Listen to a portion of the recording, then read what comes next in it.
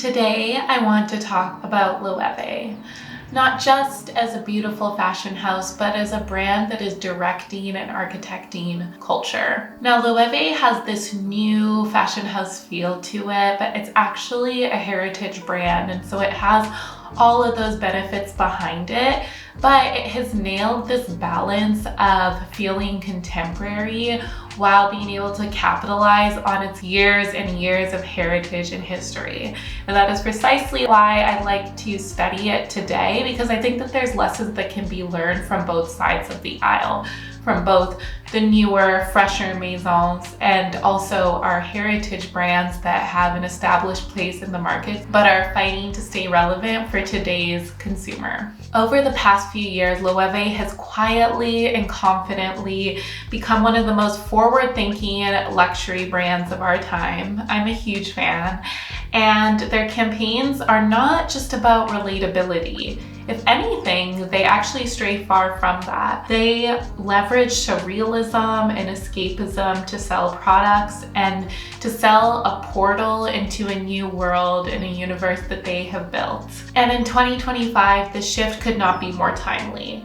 So let's analyze and break down how Loewe went from a relatively quiet heritage house to the gold standard of modern day escapist luxury, which is precisely what consumers are looking for today. Founded in 1846 in Madrid, Loewe has a long tradition of leather craftsmanship, but for decades it was seen as quiet, reliable, refined, but it was rarely seen as radical. That changed under the creative direction of Jonathan Anderson, who took helm in 2013. Anderson began weaving together craft, art, and the surreal, making Loewe a brand that doesn't just make clothes, it makes commentary. Yet, unlike most rebrands, Anderson did not abandon the house's roots.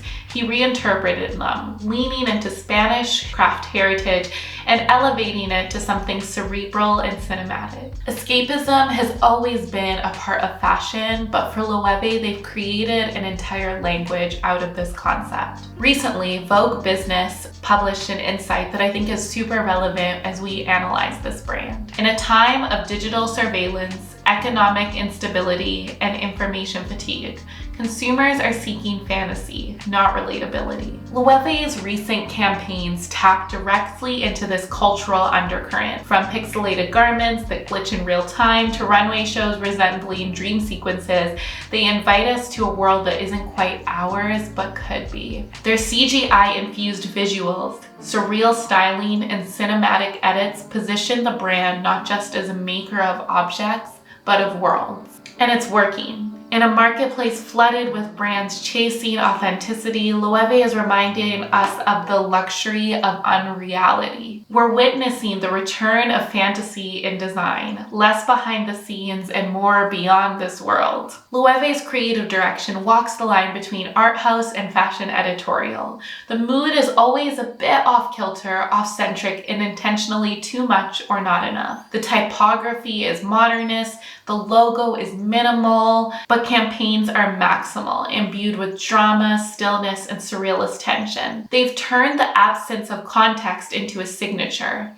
No captions, no explanation, just a sensation. Their product shots look like a performance. Think glass dresses, foggy close-ups, or distorted silhouettes, and their digital platforms, especially Instagram, feel more like an art gallery than a commercial channel. The brand is not asking to be understood, it's inviting you to interpret. Authenticity was the buzzword of the 2010s, and escapism is the currency of now. According to the creative strategist Donovan, we've reached saturation with relatability. Audiences are burned out on irony, transparency, and raw content that always feels curated. Loewe offers an antidote: mystique. In an era where consumers are digitally exhausted, fantasy itself has started to feel like a relief. This doesn't mean ignoring meaning, it means making room for a metaphor. I was looking through LinkedIn the other day at this Vogue article that was talking about escapism and surrealism in the new luxury market, and a commenter mentioned that even at the peak of the authenticity era, brands were never selling reality. They were curating an illusion of the real. Loewe's strategy works because it's deeply emotional. It positions fashion as an art. It avoids the noise and it positions luxury for now. Loewe is proving that luxury doesn't have to be loud or logical or even completely legible. It can be emotional, evocative, and escapist. And in 2025, when the world has been feeling more fractured than ever, a brand like this that allows people to escape and to dream, those are the ones that are going to win. This strategy feels more valuable than ever. Now, this is Loewe's playbook, and it feels real and authentic to them. This is not to say that we should be copying and pasting this into our businesses. But if you want to find something that feels true to you, that feels like magic to your customer, there's strategies, frameworks, and questions that we can ask for ourselves to do just that. Creating emotionally resonant brands that answer a consumer question and fill a need and feel valuable to the people who are engaging and purchasing with us is the key to breaking through in today's market. Ask yourself, what value do you bring past your product or your service? What experience are you providing for your client? That's how you can succeed. I would love to hear your thoughts in the comments, and I invite you to join our community by subscribing. All of our contact information is in the description on our channel and on our website. Let's discuss how you can create a world that your dream consumer relishes to be in. Take good care. Bye.